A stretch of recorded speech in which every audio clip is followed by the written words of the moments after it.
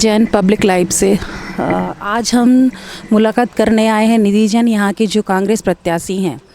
और आज हम इनसे पूछेंगे कि यहाँ के विकास के क्षेत्र में ये क्या क्या करने वाली हैं और क्या क्या हो चुका है।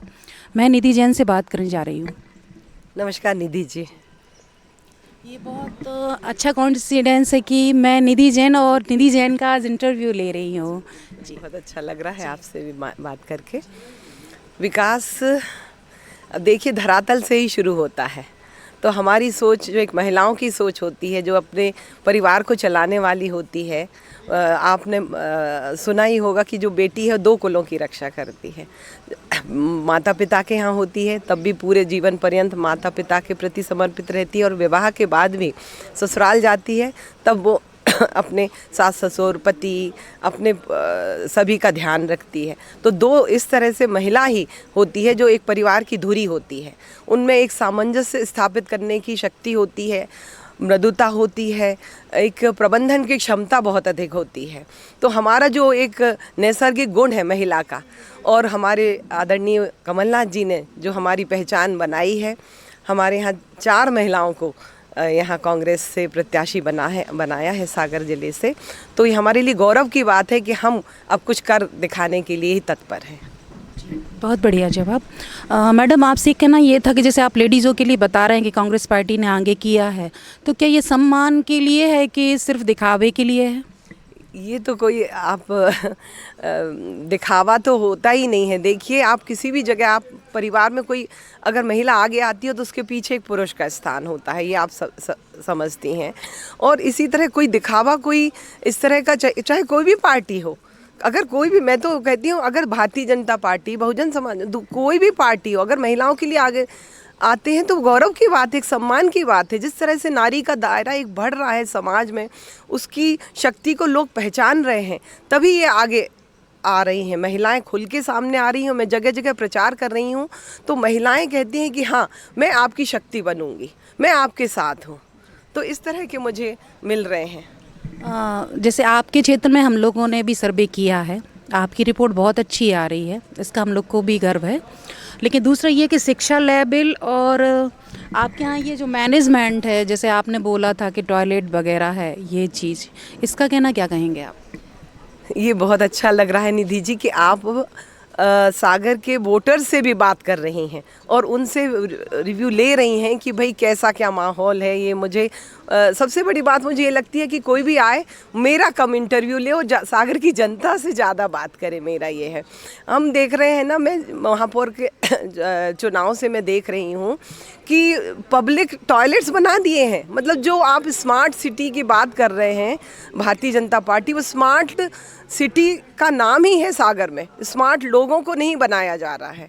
आप देखिए पब्लिक टॉयलेट्स की आप ही ने बात की है, आप देख के आए, अगर शहर का थोड़ा सा आप दौरा करें, पूरे टॉयलेट्स में ताले लगे होते हैं। वहाँ पर अगर कभी सुबह के समय सुना जाता है कि खुलते हैं सिर्फ, तो क्या आवश्यकता क्या सुबह ही के समय होती है महिलाओं को? ये सारे समय जब महिलाएं मार्केट जाती हैं, अपना रोजगार के लिए निकलती हैं, या ठेलों पे सामान बेच रही हैं, किराने की शॉप है और छोटी छोटी ऐसी गलियां, तो उन्हें लगता है कि कहीं तो उनके कुछ प्रबंधन हो वॉशरूम वगैरह का, लेकिन सिर्फ दिखावे के लिए ही वो उन्होंने टॉयलेट्स बना के रखे हैं। ताला लगा रहता है और पूरे ऐसे ही मुझे लगता है जर्जर हो जाएंगे। तो जैसे अगर आपको जनता अपना विश्वास जताती है और अगर आप सामने आते हैं विधायक के रूप में, तो आप यहाँ लेडीज़ों के लिए विशेष क्या देंगी और जनता के लिए क्या देंगी? सबसे पहला मेरा नारा है कि महिलाओं के लिए स्वरोजगार, जो बेरोजगारी युवाओं के लिए बताया जा रहा है ना, महिलाओं से ही आगे बढ़ता है समाज। तो उनके लिए सबसे पहले रोजगार मिले, उसके भी पहले मैं चाहती हूँ कि समुचित शिक्षा मिले। हमारे माननीय अध्यक्ष, राष्ट्रीय अध्यक्ष खड़गे जी यहाँ आए हुए थे। उन्होंने एक विश्वविद्यालय, 100 करोड़ का विश्वविद्यालय खोलने की बात की है। वो क्यों की है? क्योंकि जब से हमारे डॉक्टर सर हरि सिंह गौर विश्वविद्यालय सेंट्रल यूनिवर्सिटी में कन्वर्ट हुआ है, तब से स्थानीय लोगों का महत्व कम हो गया है।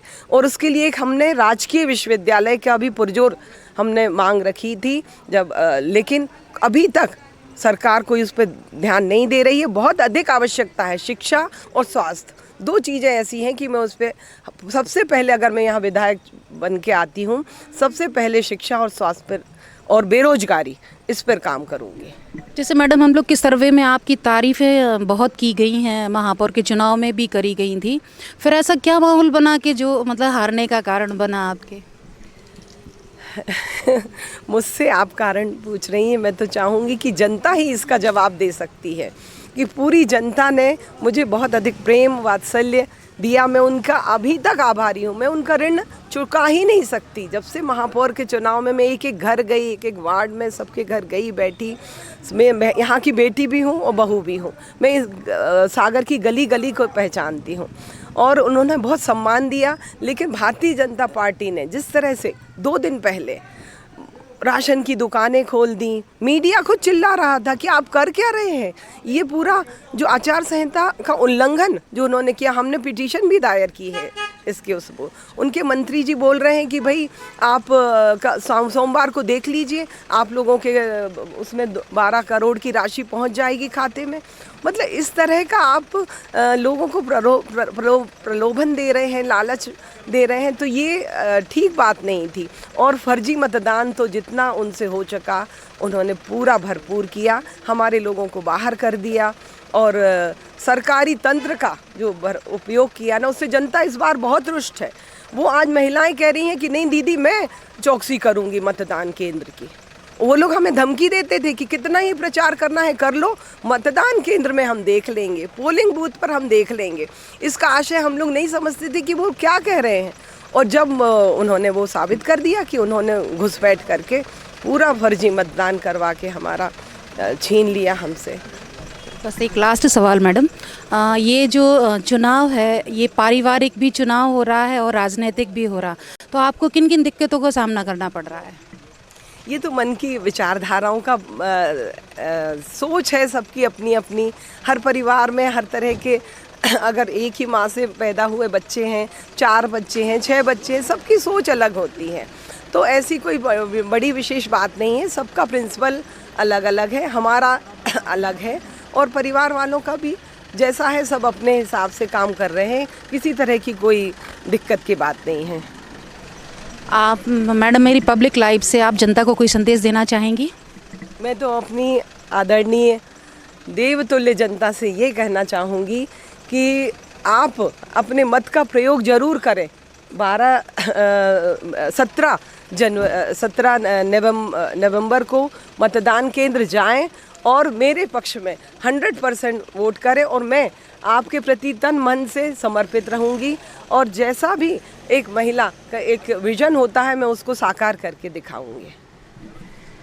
आज पब्लिक लाइव के माध्यम से निधि जैन प्रत्याशी कांग्रेस से उन्होंने जनता से अपील की है कि आप उन्हें चुनिएगा तो वो विकास की ओर, शिक्षा की ओर और महिलाओं को विशेष सम्मान देने के लिए अग्रसर रहेंगी। धन्यवाद।